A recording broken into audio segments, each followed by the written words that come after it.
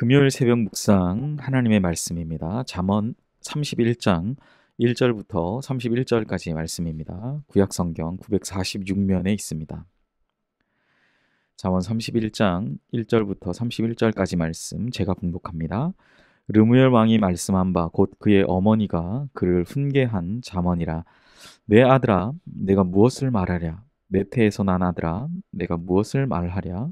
서원대로 얻은 아들아 내가 무엇을 말하랴. 내 힘을 여자들에게 쓰지 말며 왕들을 멸망시키는 일을 행하지 말지어다. 르무엘아 포도주를 마시는 것이 왕들에게 마땅하지 아니하고 왕들에게 마땅하지 아니하며 독주를 찾는 것이 주권자들에게 마땅하지 않도다. 술을 마시다가 법을 잊어버리고 모든 곤고한 자들의 송사를 굽게 할까 두려우니라. 독주는 죽게 된 자에게, 포도주는 마음에 근심한 자에게 줄지어다.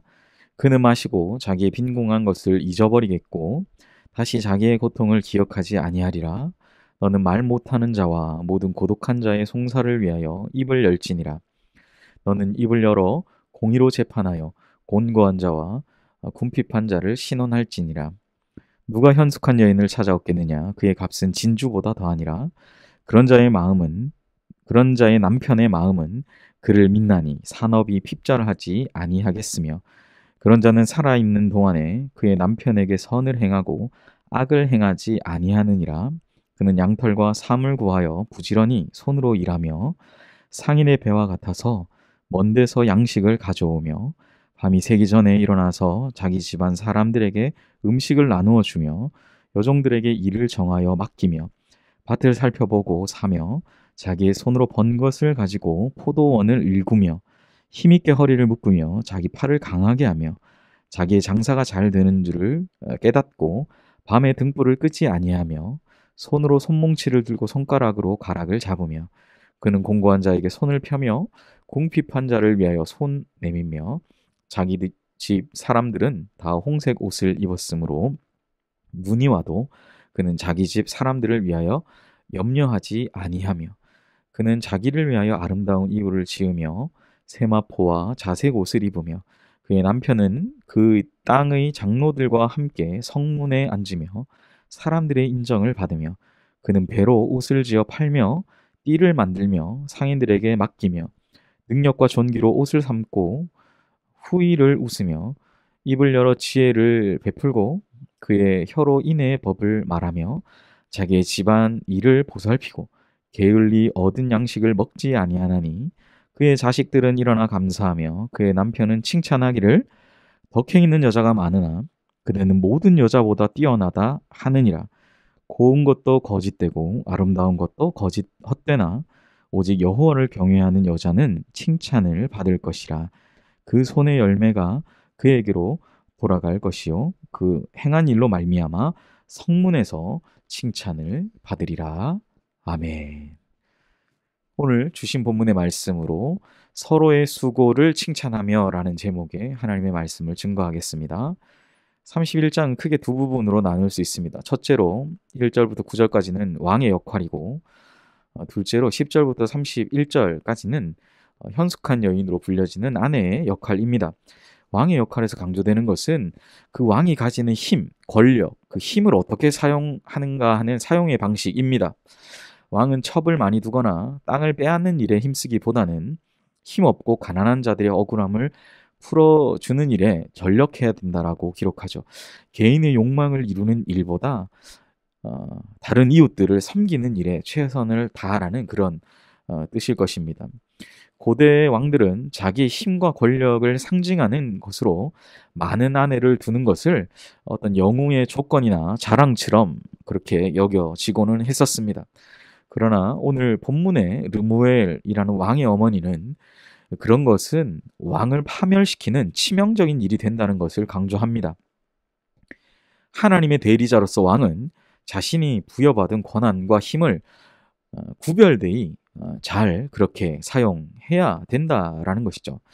우리 모두는 하나님 나라의 왕 같은 제사장입니다. 하나님이 우리 각자에게 부여하신 크건 작건 그런 권한들이 있습니다. 오늘 말씀처럼 우리 각자에게 주신 능력과 나누어 주신 하나님 허락하신 그 능력과 힘이지만 나 자신의 욕망을 이루는 것보다 이웃을 섬기는 일에 최선을 다하는 복된 하루 되시기를 소원합니다. 두 번째로는 현숙한 여인, 가정에서의 아내에 대한 역할에 대한 묘사입니다. 어쩌면 이 현숙한 여인에 대한 본문의 서술이 잠언 전체의 결론이 될 것입니다. 어떤 배우자를 선택하느냐는 어떤 기준을 가지고 내가 그것을 선택하는지와 직결됩니다. 돈을 최고로 여기는 기준이면 돈이 많은 배우자를 선택할 것이고, 그 기준이 권력이라면 지위가 높은 배우자를 선택할 것입니다. 반면에 하나님께 순종하는 것을 최고로 여기는 가치와 기준이라고 생각한다면 그게 배우자를 선택하는, 서로가 현숙한 배우자로서 하나님께 순종함을 가정에서 감당해야 된다라는 것이죠. 11절에 남편은 아내를 신실하게 신뢰합니다. 13절에서 15절은 여인의 근면함을 말합니다. 16절에서 18절은 지혜로운 재정 운영에 대한 이야기를 합니다. 20절부터 21절은 가족과 이웃을 위한 배려를 말하고 있습니다. 본문의 말씀대로 여인의 현숙한 여인됨을 말하는 것만 아니라 동일하게 남편도 그 아내를 믿고 남편도 어질고 그러한 덕이 있어야 됨을 분명히 말씀하고 있다라는 사실이죠. 마지막으로 30절, 31절은 이렇게 우리에게 정리하며 전합니다.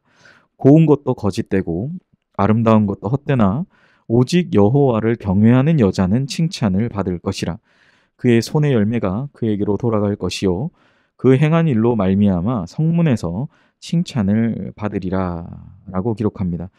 얼굴이 곱다고 생각했는데 시간이 지나고 보면 그것도 무덤덤해집니다. 아름답다고 생각했는데 얼마 지나지 않으면 그것이 과거가 되고 그 아름다움은 점점 없어져만 가는 것 같습니다. 그러나 오늘 이 르무엘 왕의 어머니는 뭐라고 말합니까? 하나님을 경외하는 그 경외함은 오래 간다라는, 영원한 것이죠. 그 하나님을 경외함은 하나님과 사람으로부터 칭찬을 받습니다. 잠언은 결국 우리가 각자 심겨진 삶의 자리에서 영원하신 하나님과 하나님의 말씀을 힘입고 살 것인지, 유한하고 세속적인 가치관의 세상에서 이 세상을 힘입고 살 것인지를 선택하는 것을 보여주고 있습니다. 무엇보다 사랑하는 연희교회 모든 분들 가슴 속에 하나님의 말씀을 힘입고 그분이 주시는 능력과 지혜로 살아가시는 복된 하루 되시기를 축복합니다. 무엇보다 오늘 말씀의 제목처럼 현숙한 여인의 기준을 보고 그것이 다만 가정에서의 여자의 역할로만 치부되는 것이 아니라 오늘 하루 사랑하는 아내에게 또 사랑하는 남편에게 서로의 수고를 칭찬하며 복된 가정으로 우리의 가정을 세워가시는 귀한 은혜가 있으시기를 주님의 이름으로 간절히 축복합니다. 기도하겠습니다. 사랑의 하나님, 오늘 우리에게 주신 말씀대로 잠언의 시작이 여호와를 경외하는 것으로 시작했던 것이 오늘 현숙한 여인의 말씀을 마무리하면서도 여호와를 경외하는 여자는 칭찬을 받을 것이다 라고 마무리하고 있습니다. 가정 가운데에서 또 우리가 가진 힘과 권력, 그 능력들을 어떻게 사용하는 것인지를 생각하며 오늘 하루 사랑하는 아내에게 그동안 해왔던 모든 수고를 서로가 칭찬하고 사랑하는 남편에게 그렇게 서로의 수고를 칭찬하며 나아가는 복된 이 하루 되게 하여 주시옵소서. 감사드리며 이 모든 말씀 예수님의 이름으로 기도하옵나이다. 아멘. 이 시간 우리 함께 기도하실 때 말씀을 생각하시며 서로의 수고를 칭찬하며 하나님이 세우신 건강한 가정을 만들어가는 하루 되게 해달라고 기도하시기를 바랍니다. 담임 목사님 청빙을 위해 연희교회가 한 몸을 이루는 지체로서 머리 대신 예수님의 말씀과 뜻을 잘 전달하는 준비된 목회자를 모시도록, 성도들의 영혼을 사랑하며 푸른 초장으로 인도하며 영혼의 생수를 마시며 성장시키는 목회자를 모시도록, 사람의 생각과 방법이 아닌 오직 주님의 뜻과 방법으로 준비된 목회자를 모시도록 기도하시기를 바랍니다. 세 번째로 코로나19의 조속적인 종식과 교회와 모든 성도들의 안전을 생각하시면서 기도하시고, 우리 선교사님 위해 기도하실 때 영국의 최종상 윤명희 선교사님 사역을 위해 코로나19의 상황 속에서 선교사님의 가정을 또 사역을 지켜달라고 기도하시고, 마지막으로 환우를 위해 기도할 때 우리 이시훈 어린이 건강하게 학교 생활하고 모야 병에서의 회복을 위해서 우리 다섯 가지 기도의 제목을 가지고 다 함께 기도하시겠습니다.